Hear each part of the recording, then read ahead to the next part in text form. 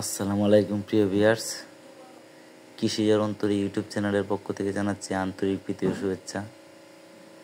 তো আজকে আমি আমার সবগুলা বেড়ারে পিপিআর করাইলাম বা দেওয়াইলাম ডাক্তারের কাছে। উনি আমার বড় ভাই, আওয়াল ডাক্তার। আসলে সরকারি ডাক্তারের সেক্টরের সাথে উনি সরকারি চাকরিও করে, ডাক্তারের পাশাপাশি সরকারি চাকরিজীবী।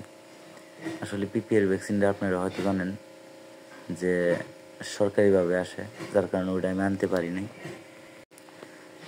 পারি নাই। আওয়াল ভাইয়ের মাধ্যমে ওইটা আমি আনাই তারপর আমার খামারে ভ্যাকসিন করি।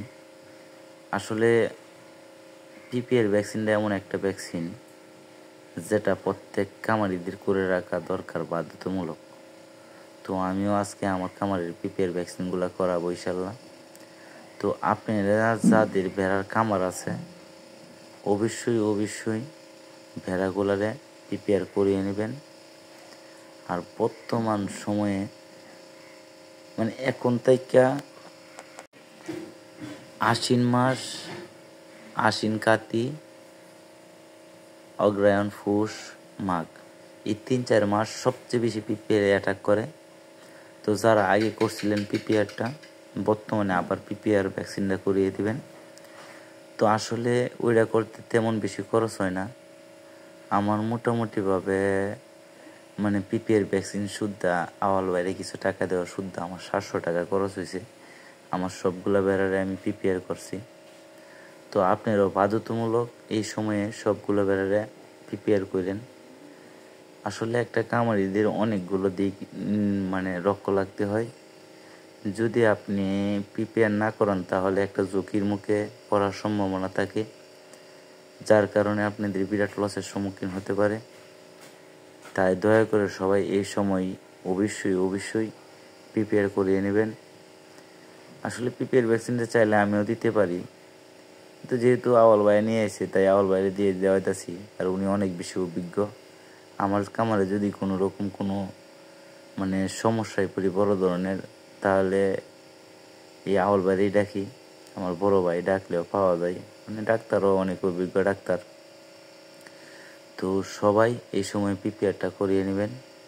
আর পিপিআরটা দেওয়ার নিয়ম হইলগা মানে 3 মাসের নিচের বাচ্চারা দেওয়া যায় না, 4 মাসের। এমনি ডাক্তারটা বলে 4 মাস, আসলে 3 মাস হইলেই চলে।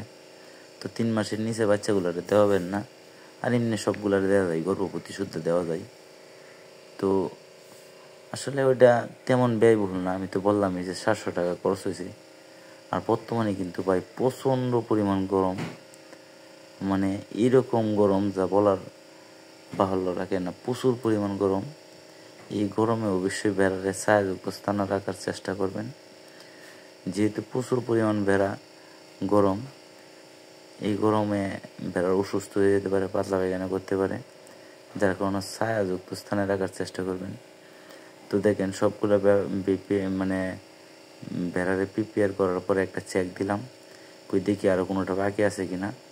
তারপর হুট করে চোখে একটা পড়লো যে একটা দেওয়া হয় নাই।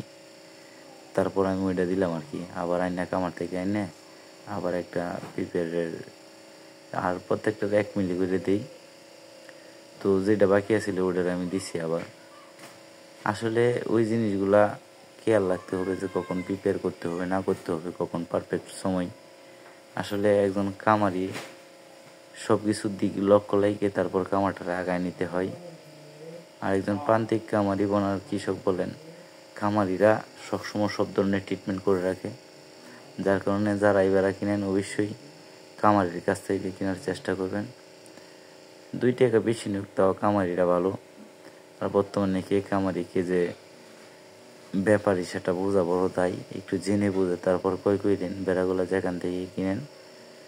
তো দেখেন ভেড়াগুলো সবগুলো নিয়ে আইছি, মানে ঘর থেকে বাইরে একটা চেক দিলাম, তারপর একটা পাইছি যে সমস্যা, মানে এটাতে পিপিআর ভ্যাকসিন দেওয়া হয় নাই।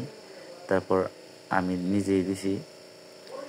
তো এখন ওইগুলো নিছি মানে গোসল করাইতে, যেহেতু প্রচুর পরিমাণ গরম, তাই মানে সকালে গোসল দিই, পিপিআর করাই আবার গোসল দেওয়া যাচ্ছি। আসলে গোসলটা তেমন কোনো কঠিন কাজ না, খুব সহজেই আমি গোসল করাতে পারি। দেখেন একটা নামাই দিলে সবগুলো সাঁতরায় পড়ে যায়। তো সবাই ভালো থাকেন, সুস্থ থাকেন, আমার জন্য দোয়া করেন। যদিও ভিডিও ভালো লাগে তাহলে সাবস্ক্রাইব করে পাশে থাকেন। ধন্যবাদ সবাইকে সবসময় সাপোর্ট করার জন্য, পাশে থাকার জন্য। আমিও দোয়া করি আপনারা সর্বক্ষণে ভালো থাকেন, আপনাদের মনের বাসনা পূরণ হোক, সফল কামারি হয়ে উঠুন। তো সবাই সুস্থ থাকেন, ভালো থাকেন। আমি বর্তমানে সবগুলো বেড়ারে গোসল করাই, আপনারাও করাইবেন একদিন পর পর। ধন্যবাদ সবাইকে।